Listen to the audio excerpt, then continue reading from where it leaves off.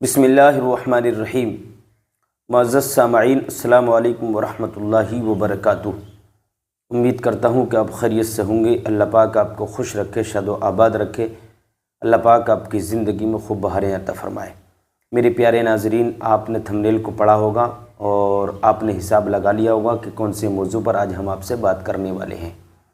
بڑا اچھا موضوع ہے آج جو ہم لے کر آئے ہیں، آپ حضرات کے لیے ایک خوشخبری سنانے کے لیے آئے ہیں۔ ایک حدیث پاک آپ کو سنائیں گے اور بہت ہی پیاری حدیث ابھی میں آپ کو سنانے والا ہوں۔ سب سے پہلے میں آپ کو یہ بتا دوں کہ حدیث کہتے کسے ہیں۔ پہلے درود پاک پڑھ لیجئے۔ اللہم صلی علی سیدنا و مولانا محمد وبارک وسلم، صلو علیہ صلاۃ و سلام علیک یا رسول اللہ صلی اللہ علیہ وسلم۔ حدیث پاک اس کو کہتے ہیں جو نبی کا فرمان ہوتا ہے، اس کو حدیث پاک کہتے ہیں۔ جو ہمارے نبی نے فرمایا اس کو حدیث پاک کہا جاتا ہے۔ میرے پیارے عزیز ساتھیوں، تو ایک ایسی حدیث سنانے والا ہوں کہ جس میں نبی نے فرمایا کہ اگر کوئی بندہ یہ 3 عمل کر لے گا تو جنت میں وہ جس دروازے سے چاہے گا داخل ہو جائے گا۔ روز قیامت وہ اس طرح روز قیامت وہ اس طرح آئے گا کہ جنت کے دروازوں میں سے جس سے چاہے گا جنت میں داخل ہو جائے گا۔ آئیے حدیث پاک سنیے۔ میرے پیارے عزیز ساتھیوں، حضرت جابر رضی اللہ تعالیٰ عنہ اس حدیث کے راوی ہیں، یعنی اس کو جو لکھا ہے، جو روایت کیا ہے، جو بیان کیا ہے، وہ حضرت جابر نے کیا ہے۔ وہ بیان فرماتے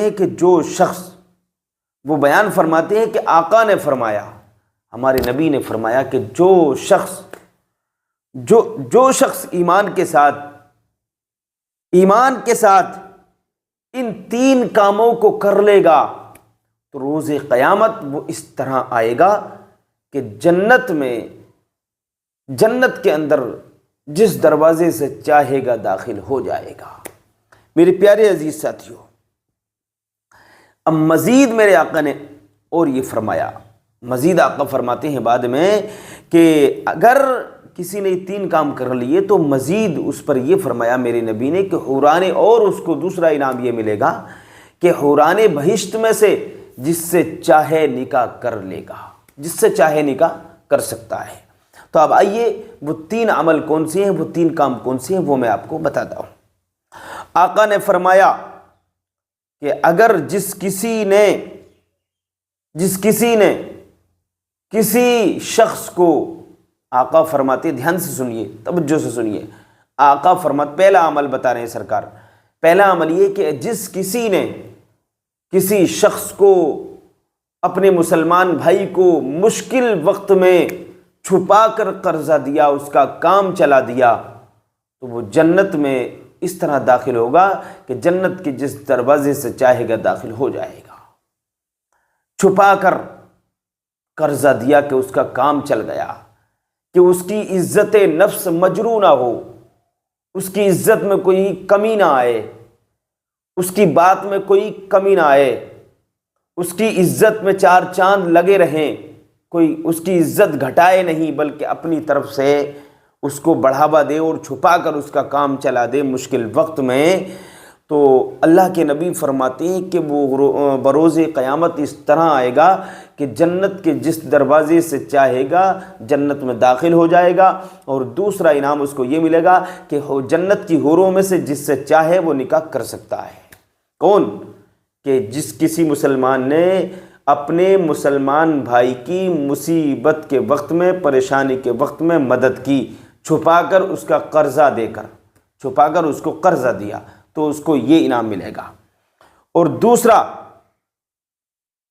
میرے نبی نے فرمایا، دوسرا وہ شخص ہے کہ اپنے قاتل کو جس نے معاف کر دیا، اپنے قاتل کو یا اپنے عزیز کے قاتل کو معاف کر دیا۔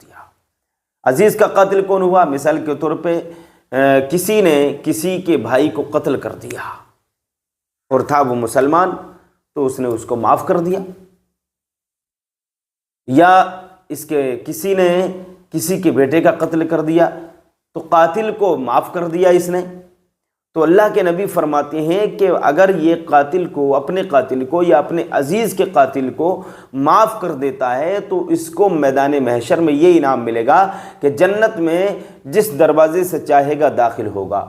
اور جنت کی حوروں میں سے جس سے چاہے نکاح کر سکتا ہے۔ دو لوگ ہو گئے۔ تیسرا وہ ہے، اللہ کے نبی نے فرمایا ہر فرض نماز کے بعد 10 مرتبہ قل هو اللہ شریف جس نے پڑھا تو وہ جنت کے جس دروازے سے چاہے گا داخل ہو جائے، اور حوران بہشت میں سے جس سے چاہے نکاح کرے۔ یعنی ہر نماز کے بعد 10 مرتبہ قل هو اللہ شریف آپ کو پڑھنا ہے۔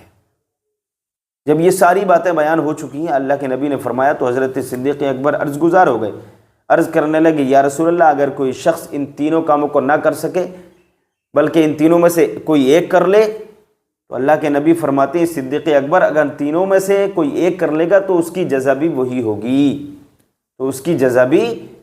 ہوگی، تو میرے پیارے عزیز ساتھیوں ان 3 کاموں کو کریے اور جنت میں جانے کا ذریعہ بنائیے۔ امید ہے یہ باتیں آپ کی سمجھ میں آ چکی ہوں گی۔ آج کے لیے اتنا ہی کافی ہے۔ السلام علیکم۔